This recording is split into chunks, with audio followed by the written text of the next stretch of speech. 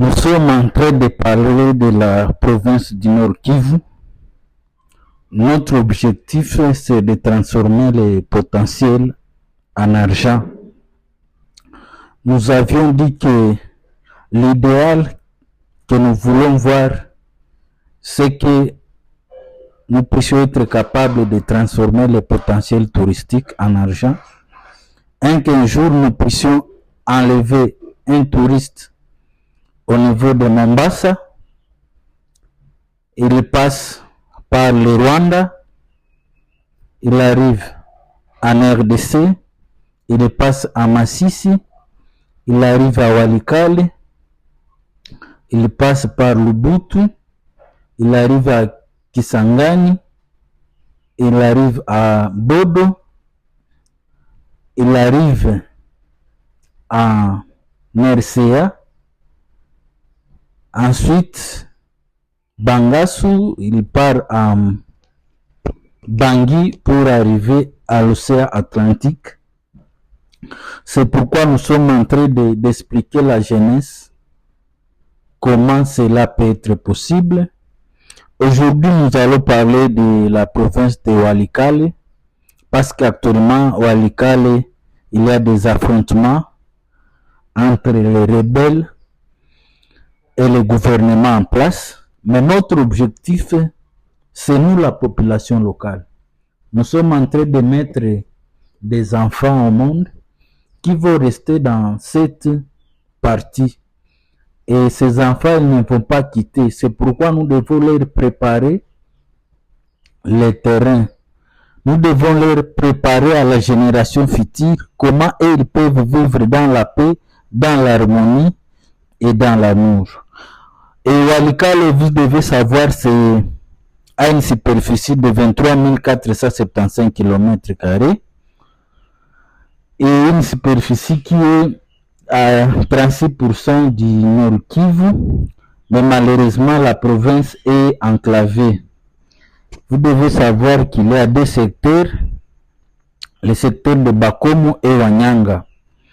Et Walikale est au carrefour du Nord Kivu, Sud Kivu, Maniema et Chopo. Nous avons le climat équatorial avec des saisons sèches et des pluies. Son relief est caractérisé par les collines, les montagnes, mais aussi les chaînes de montagnes. Le sol est fertile et l'espace est arable avec des animaux rares comme les gorilles et les pavots congolais parce que nous avons là-bas le parc national de Maïko qui est une partie du Nord Kivu. Vous devez savoir que ce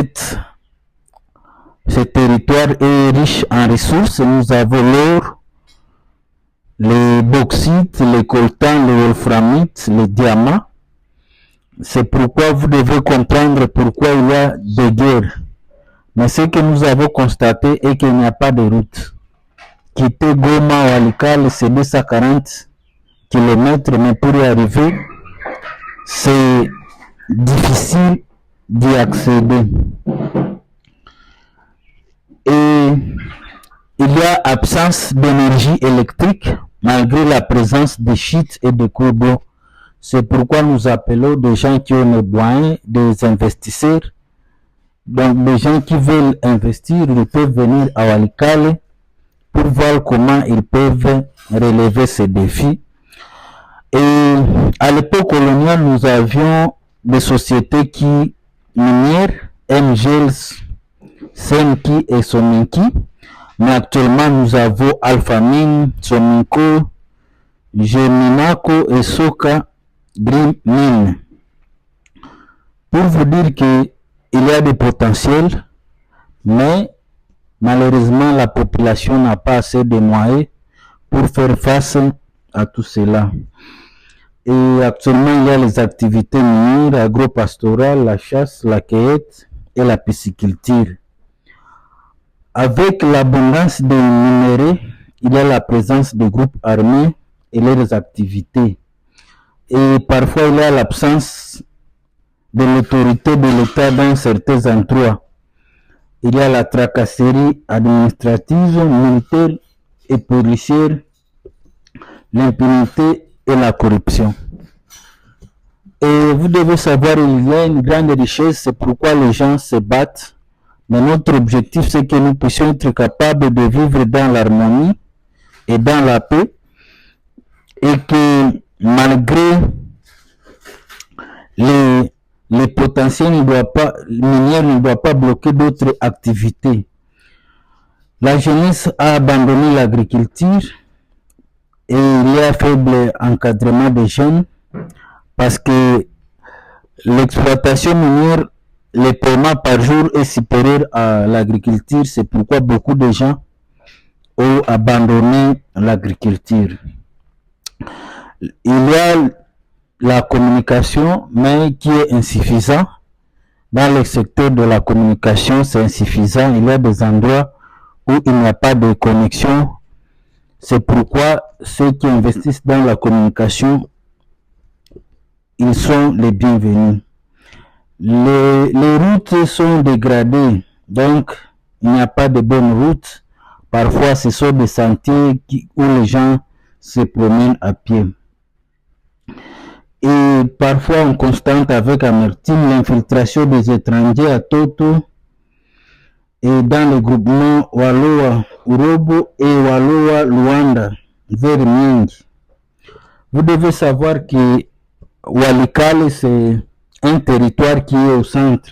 Avec Walikale, vous pouvez aller à Goma, vous pouvez aller au Maniema, à Kisangani, mais aussi à Lubero. C'est un centre important pour les businessmen et c'est la route la plus facile de quitter Goma jusqu'à Kisangani. C'est vrai, nous disons qu'il y a les tracasseries judiciaires, impunité et exploitation légale des ressources naturelles et minières. Et c'est pourquoi nous vous disons que c'est nous de mettre l'ordre dans notre pays. Nous ne devons pas continuer avec ce genre de remarques lorsqu'on nous dit qu'il y a de corruption, il y a l'impunité, les tracasseries administratives et routières. C'est vrai, il y a beaucoup de potentiel, l'or, les cassitérites, les wolframites.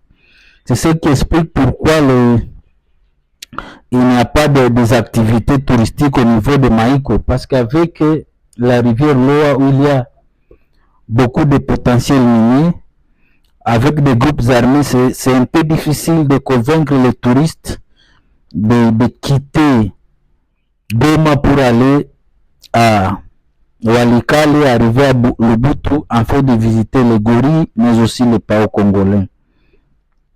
C'est pourquoi j'appelle la jeunesse à ne pas utiliser les armes pour ne pas tuer les frères, mais voir comment nous pouvons travailler ensemble pour développer d'autres activités économiques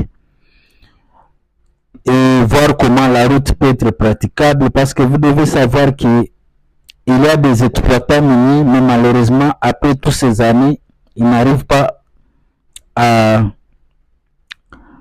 convaincre l'État à mettre des routes praticables, mais ils en profitent malgré tout cela.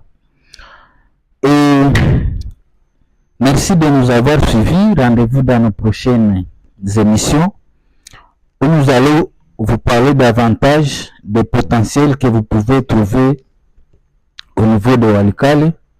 Nous vous avions dit que il y a des minerais, il y a aussi l'agriculture qui peut être faite, il y a aussi l'élevage, il y a aussi la pêche qui peuvent être exploitées dans cette zone-là.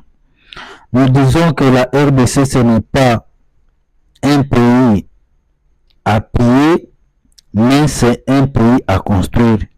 Nous ne devons pas travailler comme des mercenaires, des gens qui sont pour l'argent seulement, au lieu de construire pour la génération future.